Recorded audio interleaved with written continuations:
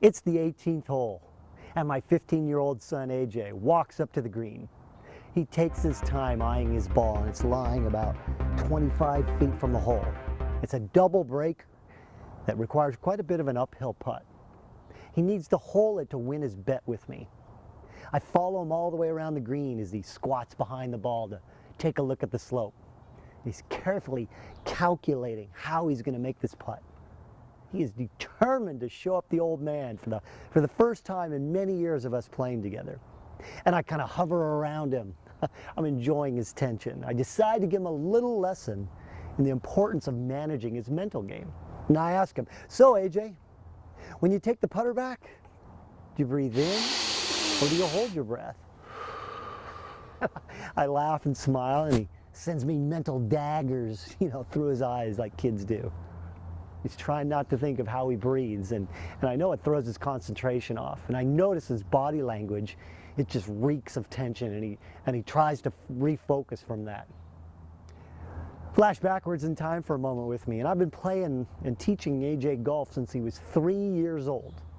Before that, I actually pushed him around on the course in a jogger's baby carriage while I played. Heck, I figured it was the only way I was going to go get some playing time on the occasional weekends that I was able to, and he seemed to enjoy it. I'll never forget the crazy things I did to keep him asleep or entertain to try to keep him quiet on the course, right? I'm dancing around, and from a distance, I'm sure the other golfers probably thought I was nuts or crazy doing these dances and whatnot to keep him quiet. Come to think of it, those times are really instrumental in my learning how to deal with distractions and still stay focused on my game. And amazingly, I continue to play at a high level with him in the baby cart there.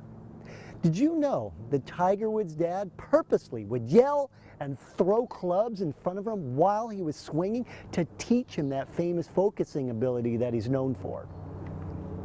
But I'm off the topic here. Up until about the age of 12, AJ actually listened to me and would go hang on every word that I'd say about golf. I started with a very simple swing, and it served him really well for the many years we were playing together. Then he talks fondly of how we drive the golf cart in crazy ways, and always celebrate another outing at the course with a tall soda at the end. Beer for me, at the 19th hole they call it. And then something happened. AJ hit that age where all of a sudden, he knows everything.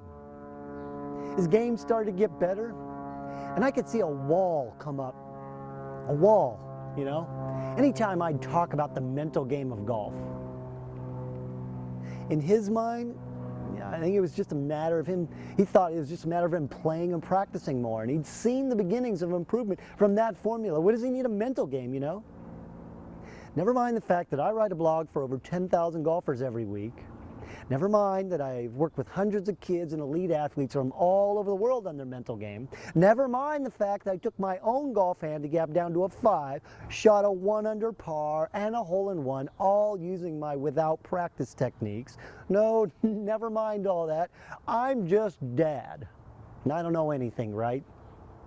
Sound familiar? Flash forward back to that 18th hole where he had challenged me to a high stakes bet. If he won, I'd owe him some new Nike shoes, and if I won, he'd have to wash my car 10 times, and he really wanted those shoes bad.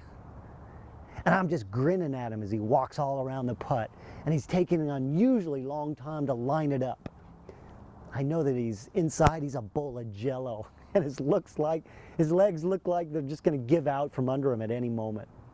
And he takes the putter back very hesitantly, ends up leaving himself a 4-footer. And I joke with him that I'm looking forward to a very, very clean car in the next year. And I remind him about how much pressure there is on this putt. He ends up missing the putt, and I don't say a word. We walk to the car in silence. I know to let him process things like this his way. I turn the radio on in the car, his favorite station. I'm trying to break the tension as we drive home. A few weeks later, he comes over to me, tells me he's ready to learn about the mental game, and we get going in earnest. And I'm happy to report today, as I tell you this story, AJ's earned a scholarship to play golf at the college of his choice. He's a fine, upstanding, moral young man who impressed the college coach, and not only with his golf skills, but with his personality and his character, right? As parents, we learn the kids need to get their lessons in a way that works for them. After working with hundreds of youth athletes one-on-one and online, I've learned that it all starts with their ability to deal with pressure. I've developed a 6-step process to master that pressure, and it's one of the key elements that I tackle in the Mental Toughness Academy online training. Join me in the winner's circle inside. I'm Craig Sigl, your mental toughness trainer.